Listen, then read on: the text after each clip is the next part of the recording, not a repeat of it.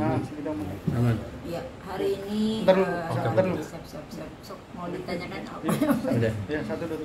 Ya, Bu, mungkin boleh sedikit kita minta sebuah penjelasan apakah betul akan dilakukannya rekonstruksi. Kalau untuk masalah rekonstruksi, Ibu belum dapat kabar yang resmi dari pihak kepolisian.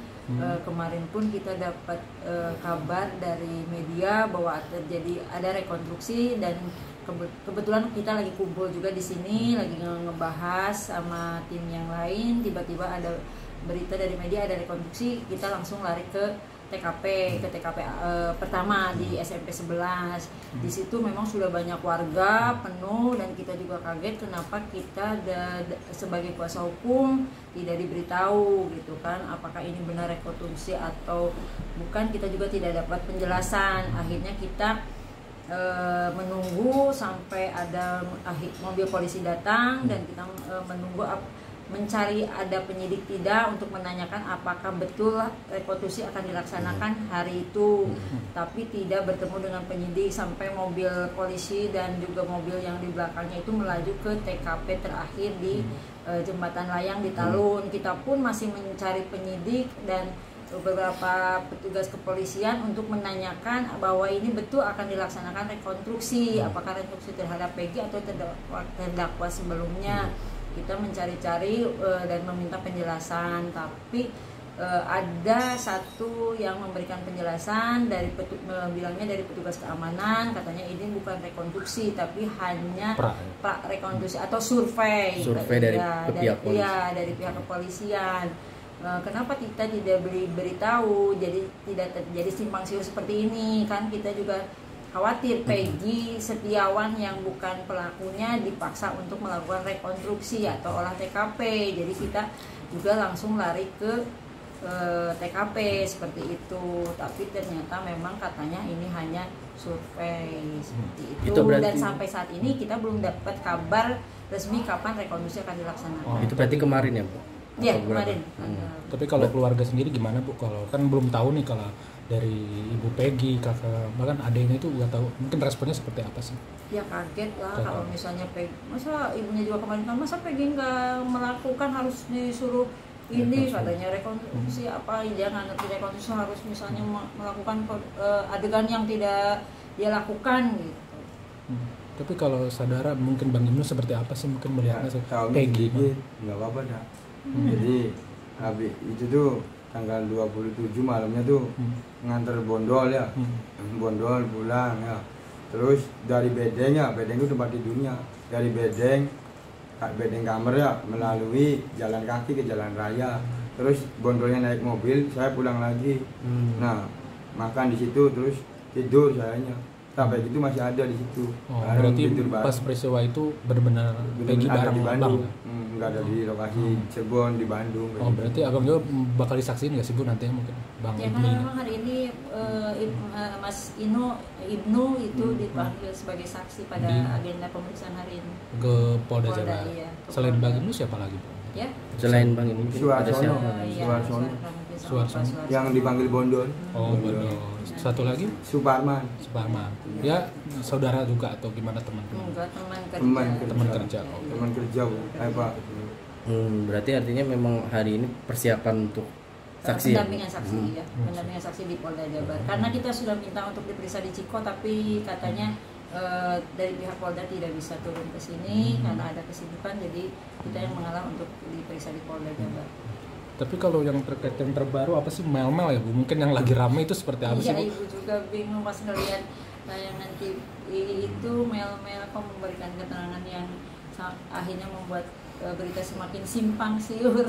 Simpang siur. Mel mengatakan di situ kejadian jam 11 di Talun, kemudian pas Adriana di Ahmad Musa menyatakan bahwa di BAP-nya jam 10 itu dia dikabari oleh Polsek Talun bahwa putranya kecelakaan. Jadi ini tuh sebenarnya saksi mana yang bisa kita pegang, kita percaya gitu kan memang. Tapi kalau ibu sih tetap berkeyakinan bahwa Peggy tidak bersalah, karena Peggy malam itu tidak ada di Cirebon karena dia sedang bekerja sebagai buruh di Bandung. Apapun yang saksi-saksi katakan yang muncul-muncul seperti ini, ibu tidak percaya dan diragukan, termasuk saksi Ayap, ibu meragukan kesaksian-kesaksian mereka. Berarti dari ibu pun menyiapkan saksi yang memang benar-benar tahu kejadian, tahu apa yang terjadi gitu ya, Bu. Dikasih alibi ya ibu sendiri sebagai majikannya ibunya Peggy ya tahu sendiri kejadian di tahun 2016 itu. Mungkin kalau ibu bukan sebagai kuasa hukum, mungkin ibu juga siap bersaksi karena memang ibu tahu Peggy tidak ada di tempat. Ibu tahu Peggy berangkat ke Bandung itu tanggal 13 Juli 2016 dan kembali tanggal Desember 2016. Berarti kesaksian Mel ini bisa dibilang memberatkan Peggy Setiawan juga atau gimana? Ya simpang siur aja, ibu sih nggak meragukan gitu. Ibu sih meragukan gitu, kesaksian Mel maupun Aep meragukan, jadi akhirnya membuat suasana tambah simpang siur, tambah kacau. Berarti untuk dari ibu sendiri berarti hanya menyiapkan 3 saksi lagi, apakah nanti akan ada tambahan lagi atau gimana? Ya mungkin dari nanti kalau memang pihak kepolisian memanggil saksi ya kita tetap kooperatif. Seperti ini kan ada yang dipanggil 3 saksi, ya udah kita kooperatif untuk mengantar mereka memberikan kesaksian apa adanya tanpa harus kita rekayasa ataupun kita harus bicara ini itu. Pokoknya ibu sampaikan kepada saksi apa yang dia tahu ya dijawab, kalau yang tidak tahu ya tidak perlu dijawab. Itu aja.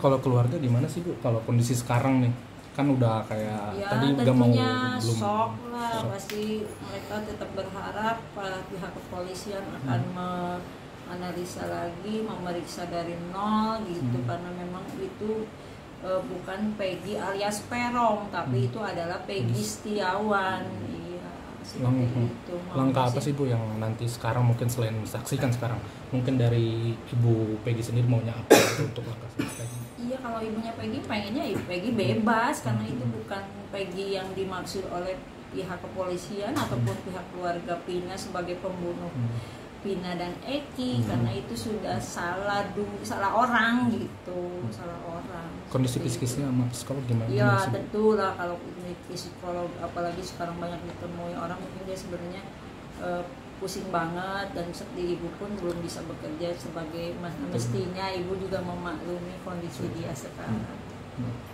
Tapi kalau Bang Ibnu sendiri nanti apa sih yang nanti mungkin akan disiapkan? Apakah selain pernyataan yang kesaksian dia yang diberikan untuk tahu Peggy, apalagi dijawab apa adanya aja. Mungkin kalau ditanya polisi ya dia jawab yang tahu karena dia memang saat itu bersama Peggy. Kalau misalnya ditanya ada di mana ya mungkin dijawab apa adanya. Berarti bisa besar kemungkinan 100% ini benar kesaksiannya ya Bu ya? Iya, karena memang kita tidak rekayasa atau kita tidak haruskan, apalagi dia polos kok. Ada di Bandung dan tidur di Bandung saat itu sama saya, Arman, Peggy, Robi. Saya tuh Ibnu, ya. Ibnu, Arman, Peggy, Robi ada di Bandung orang 4. Nah bapaknya Peggy-nya kontrakan, tempat tinggalnya di Bandung. Tapi balik lagi ke Mel ini pengen ketemu gak sih Bu atau gimana? Mungkin langkah apa kalau jika memang nantinya kesaksiannya itu diragukan gitu? Kan dia udah berani menyatakan di istilahnya ya ngebuat jadi simpang siur, jadi riuh-riuh lagi. Seharusnya dipanggil lah sama pihak kepolisian kan sesuai prosedur, karena memang itu membuat simpang siur, harusnya ada pemanggilan dong buat Mel juga gitu. Oh berarti dia bisa dibilang dari keluarga juga kaget kok ada tiba-tiba seperti ini. Iya, ada berita simpang siur. Kalau kita kan tidak punya kewenangan untuk memanggil Mel, nanti dikiranya kitanya mengintervensi atau apa. Pihak kepolisian aja suruh manggil Mel, apakah benar diperiksa kan sesuai dengan prosedur, ya kita juga nggak tahu apakah Mel memang apa yang dikatakan Mel benar atau tidak. Coba kita sih ragu gitu kebenarannya, karena kan ada yang bilang juga di situ nggak ada warung, dia tetap sama dengan Aep mengatakan bahwa ada warung, tapi masyarakat di situ juga tahun 2016 kan nggak ada warung. Nanti saksi sendiri jam berapa Bu diperiksa nanti ke Polda? Kalau jadwal panggilan sih jam 1. Jam 1. Oh, Polda Jabar yang menjemput atau Ibu menemani ke sana? Ibu yang ke sana nanti. Iya, tapi dalam tim sama tim keluarga ikut kuasa juga atau seperti apa? Enggak, cuma saksi aja. Okay. Udah.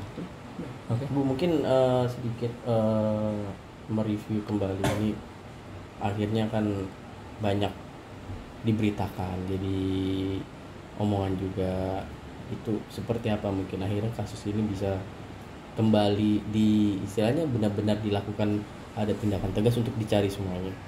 Ya harusnya sih dikembalikan ke titik nol, apalagi kita sudah tahu DPO 2 dihilangkan, alasan yuridisnya apa, kita juga kan bingung ya. Kalau memang mau tuntas perkara ini ya dikembalikan ke titik nol, mulai dari awal lagi. Kenapa tahun 2016 tidak dilakukan pemanggilan terhadap Peggy Setiawan, karena penetapan DPO itu harusnya melakukan 3 kali panggilan, kalau si terduga mangkir baru ditetapkan DPO. Tapi ini kan DPO itu hanya diberikan dari keterangan para saksi dengan dituangkan di dalam amar putusan. Tapi setelah amar putusan ada pun DPO itu tidak langsung dicari, tapi dicarinya setelah ada filmnya Vina gitu. Itulah yang membuat dikatakan polisi tidak transparan, tidak bekerjanya tidak profesional. Mungkin itu yang menganalisa dari saya seperti itu. Oke Bu, balik lagi mungkin penegasan, artinya memang untuk jadwal rekonstruksi dari kepolisian pun belum ada info sampai hari ini ya Bu? Belum. Sampai tepat pada saya wawancara. Waktu press release juga kita nggak dikasih tahu, dan rekonstruksi juga sampai saat ini nggak dikasih tahu. Padahal waktu pra rekonstruksi juga saya bilang pada petugas keamanan kalau misalnya tolong disampaikan kalau memang ada rekonstruksi diberitahu kuasa hukum, karena ini adalah menyangkut nyawa seseorang yang tidak bersalah. Cukup. Terima kasih banyak Ibu. Ya sama.